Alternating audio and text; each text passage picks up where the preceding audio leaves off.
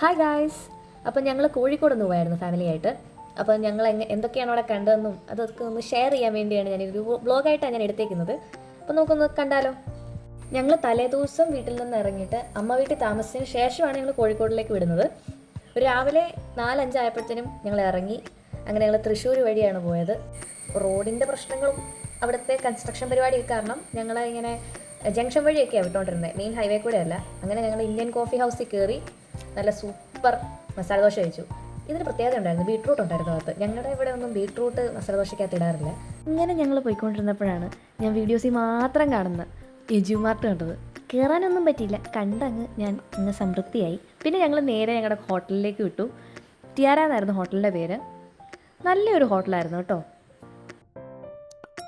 ഇതായിരുന്നു ഞങ്ങളുടെ മുറി. ഞാനും എൻ്റെ അനിയത്തി ഒരു മുറിയിലും അപ്പയമ്മയും വേറൊരു മുറിയിലുമായിരുന്നു. എനിക്ക് ഭയങ്കരമായിട്ട് ഇഷ്ടപ്പെട്ടു.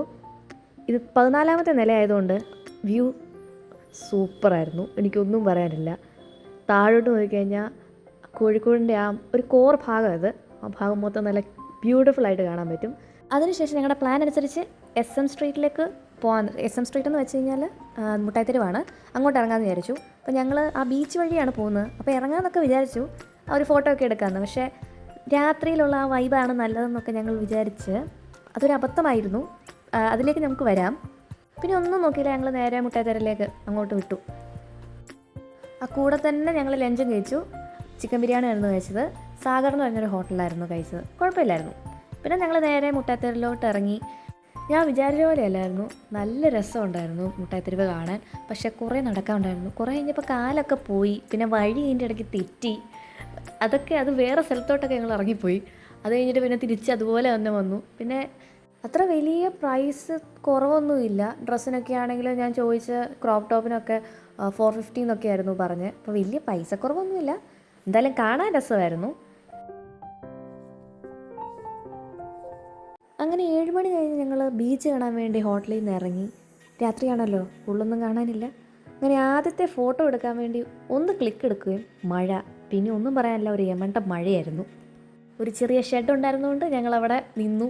പിന്നെ അപ്പോൾ വണ്ടി എടുത്തുകൊണ്ട് വരുന്നിടം വരെ വെയിറ്റ് ചെയ്ത് മഴ നനഞ്ഞ് ഫുൾ കുളിച്ച് ഞങ്ങൾ ഡിന്നർ കഴിക്കാൻ പോയി. അങ്ങനെ ഒരു ബ്യൂട്ടിഫുൾ ബീച്ച് കാണലായിരുന്നു അത്.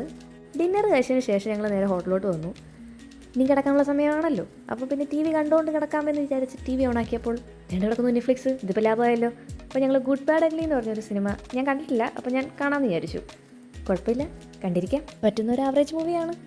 അങ്ങനെ രാവിലത്തെ ബ്രേക്ക്ഫാസ്റ്റ് കഴിച്ച് ഞങ്ങളൊരു 11 ആയപ്പം ചെക്കൗട്ട് ചെയ്ത് നേരെ ലുലു മോളിലേക്ക് വിട്ടു. കോഴിക്കോടിലെ ലുലു മോളിൽ ഫ്ലോർ കുറവാണെങ്കിലും ഇന്ന് നീണ്ടു നീർന്ന് കിടക്കുന്ന ഒരു ബിൽഡിങ്ങാണ്. സോ ഇഷ്ടംപോലെ സ്റ്റോഴ്സൊക്കെ ഉണ്ടായിരുന്നു, കുർത്തി ഡിഫറെൻറ്റ് ടൈപ്സ്. പിന്നെ വീട്ടിലിടാൻ പറ്റുന്ന ചെപ്പൽസൊക്കെ, നല്ല ക്യൂട്ട് സാധനങ്ങളുണ്ടായിരുന്നു. കുറേ പ്രോഡക്ട്സിന് ഓഫേഴ്സൊക്കെ ഉണ്ടായിരുന്നു.